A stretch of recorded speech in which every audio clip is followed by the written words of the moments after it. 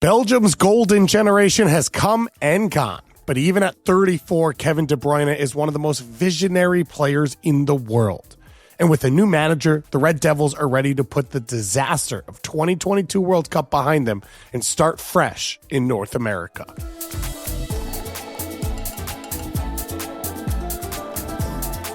Welcome to Kickback Soccer Media's World Cup Capsules, where you'll learn everything you need to know about all 48 of the national teams competing at the 2026 World Cup.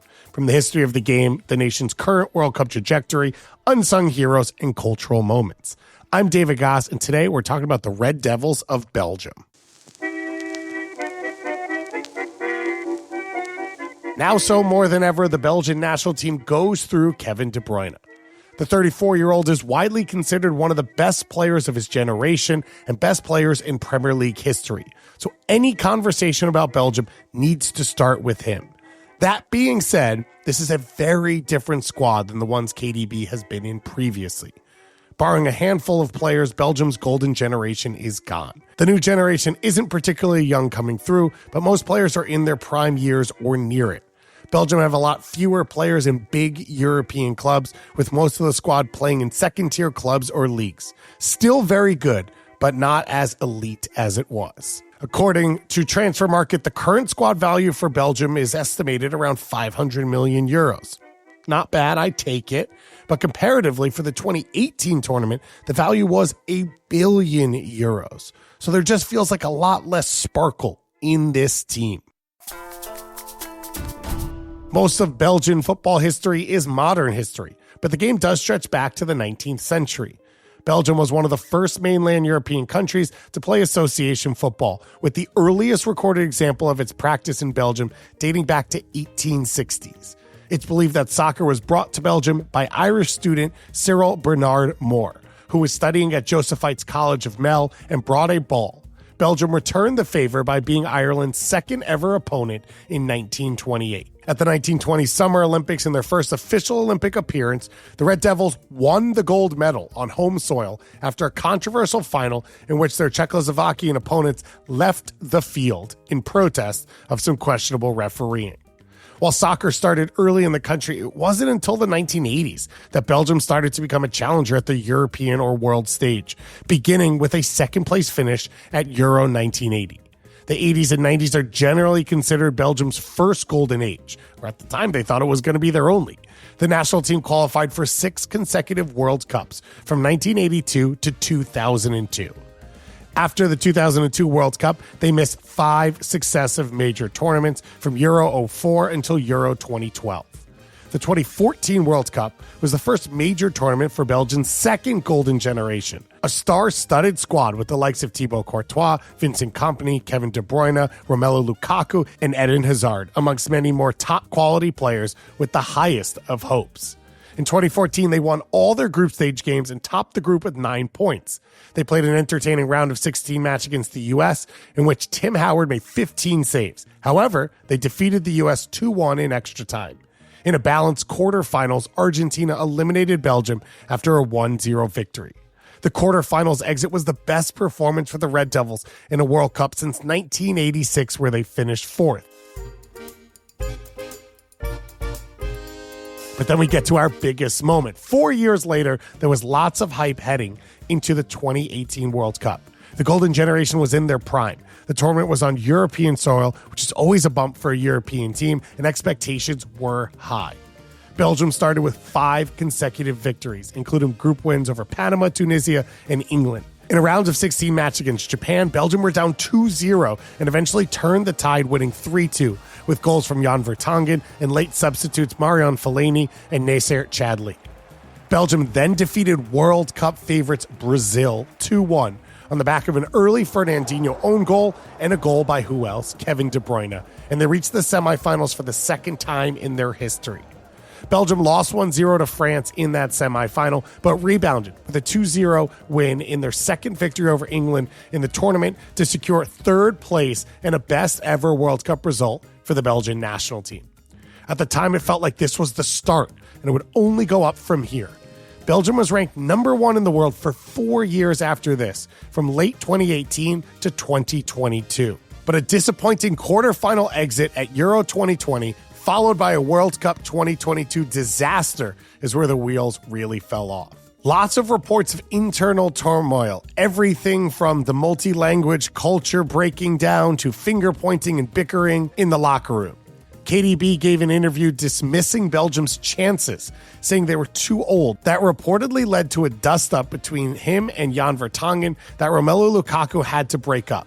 But KDB was right. Manager Roberto Martínez was unable to play to his squad's strengths. The vibes were incredibly bad, and Belgium didn't make it out of the group stage. Hazard announced his retirement shortly after. The squad slowly disintegrated as players retired. Eden Hazard first, Kompany, Christian Benteke. They all announced their retirement, and the golden generation that had been full of so much hope and promise left with very little. Before qualifying, Belgium hadn't lost a World Cup or European Championship qualifying game in a decade, and they kept that record intact, cruising through qualifying with 5 wins and 3 draws. Stumbles did include draws with North Macedonia and Kazakhstan, needing an 88th minute Kevin De Bruyne winner to seal a 4-3 victory against Wales at home. But they finished unbeaten, top of Group J, and finished the campaign with an emphatic 7-0 win over Liechtenstein. French manager Rudi Garcia took over the Red Devils in January of 2025. He made his name on the club scene. He won the French title with Lille in 2011. He won Serie A twice with Roma in 2014 and 15, and he took Lyon to the Champions League semifinal in 2020. Quick stint with El Nasser, then unsuccessful spell with Napoli led him to this point. Garcia has stuck with a 4-3-3 instead of switching formations around and has been praised for giving opportunities to younger, newer faces.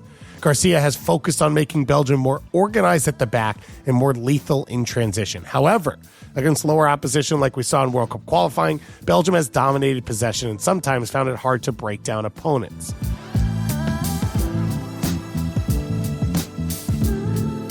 While the golden generation has passed, there are some young and up-and-coming phenoms that Belgium is very excited about, and the biggest is Malick Fofana, 20-year-old winger currently playing for Lyon in Ligue 1.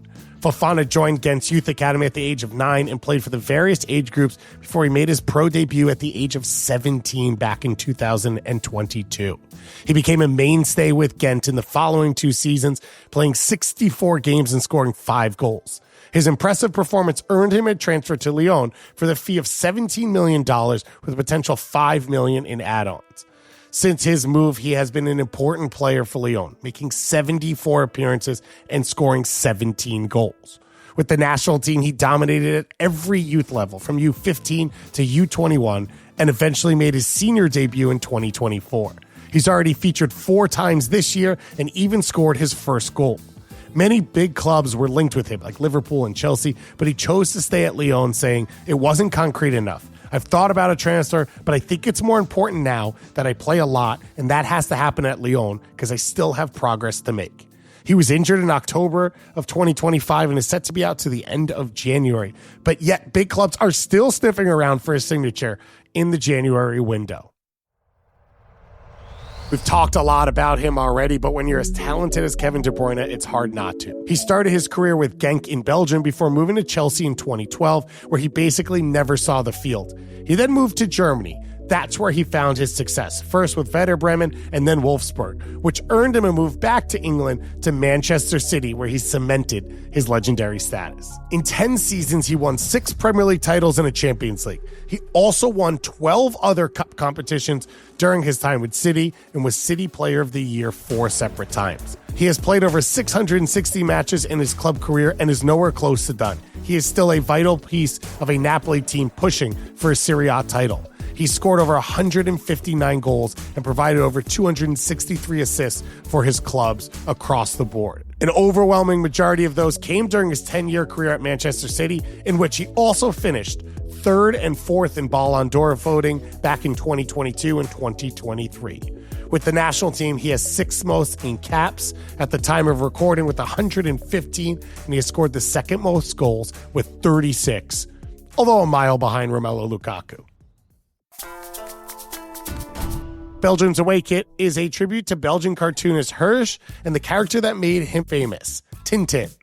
The intrepid reporter in his action-packed adventures, Tintin often wears a blue sweater over a white-collared shirt paired with brown cut-off pants, white socks, and brown shoes. Tintin also has a trademark quiff haircut. Over the years, Belgian media have often pointed out the resemblance of KDB and Tintin, particularly when they had matching haircuts. Speaking of cartoons, we always love to leave you with a fun fact and a prediction for every country. On the fun fact side, the Smurfs are a Belgian comic created by Belgian artist Peyo in 1958. Similar to The Simpsons, which debuted 30 years later, the Smurfs were created as secondary characters in a different comic series, but their popularity exceeded the main characters, and the blue group of Gargamel fighters got their own spin-off series that, of course, I grew up watching. On the soccer side of things, the draw could not have gone better for Belgium. You could argue they got the easiest group in the tournament. It will be the perfect setting for them to get their feet. Rudi Garcia has proven that he is a manager who helps teams punch above their weight at the club level, and I don't think it should be any different at the national team level. This is a team with a solid spine that can create a platform for Jeremy Doku, Kevin De Bruyne, and Malick Fofana to be able to create enough spark offensively for them to get results. I don't think it's out of question that this team could go to a quarterfinals. I wouldn't be shocked if this team ended up in a semifinal with zero expectations going into the tournament. You can follow Kickback26 for all of your World Cup coverage. We have social videos coming out. We have a newsletter. We have one of these Kickback26 podcasts going in depth, covering every single qualified nation at the 2026 World Cup.